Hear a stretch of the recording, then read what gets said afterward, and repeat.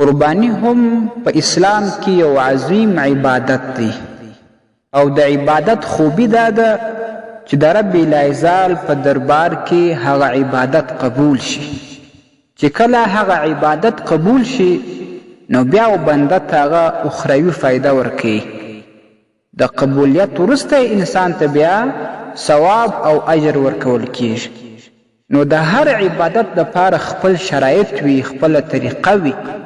نو انسانان باید چې کم عبادت کوي هغه شرایط او هغه طریقه یاد وساتي، هغه زده کړي. هسې داسې ډېر مسلمانان سته عبادت کوي خو طریقه یې نه زده، شرایط یې په ذهن کې نه وي، نو هغه د دې عبادت د اجر او ثواب څخه هم محروم وي.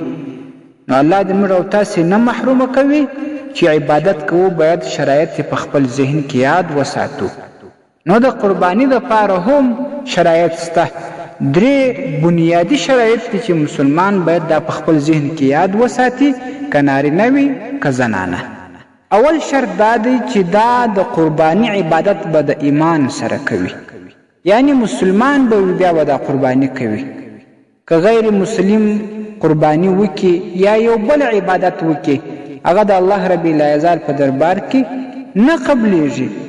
که چیرې غیر مسلمانان ښه کارونه وکي الله به په دې دنیا کې بدله ورکي، په آخرت کې د دوی هیڅ حصه نسته. په آخرت کې دوی ته دغه نیک اعمال فایده نه ورکوي.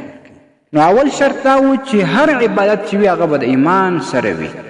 نو مسلمان به دا قربانی کوي، د غیر مسلمان څخه دا قبلیږي نه. دویم شرط دا دی چې دا عبادت به د شریعت مطابق وي. که چیرې ته یو عبادت وکې هغه د شرعي تعلیماتو خلاف وي نو هغه هرگز قابل قبول نه دی، هغه به الله نه قبلوي. نو دا یاد وساتئ چې هر عبادت باید د شریعت مطابق وي. نو کم عبادت چې د شریعت مطابق کوي دغه دپاره ضروري دا ده چې د هغه عبادت متعلق تاسې صحیح علم حاصل کړئ، د هغه طریقه زده کړئ، د هغه مسایل زده کړئ. نو بیا هغه عبادت د دې صحیح علم سره، د خپلو شرایطو سره، د شرعي تعلیماتو سره په شرعي طریقه باندې وکړئ، رب العزال بیا هغه عبادت قبلوي. دریم عظیم شرط دا دی چې په دې عبادت کې باید اخلاص وي.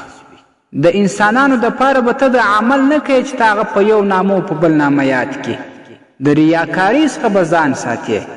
ډېر داسې عبادات وي چې زموږ مسلمانانو ورونو هغه کړي وي خو لیکن په هغه کې ریا وي، په هغه کې اخلاص نه وي، نو الله رب العزال هغه عبادت هم نه قبلوي. مزید لا د هغه د ګناه امکان شته، ځکه ریاکاري شرک اصغر ده. دا ریاکاري څخه باید مسلمان ځان وساتي.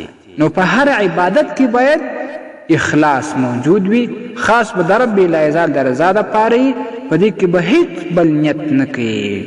نو د خبرې خلاصه دا ده چې د قربانی متعلق باید مسلمانان تمام مسائل زده کړي. کله چې مسائل زده کړه بیا هغه قربانی په شرعي طریقه د شرعي تعلیمات سره ادا کړي، هغه قربانی وکړي، نو بیا رب العزال قبول کړي.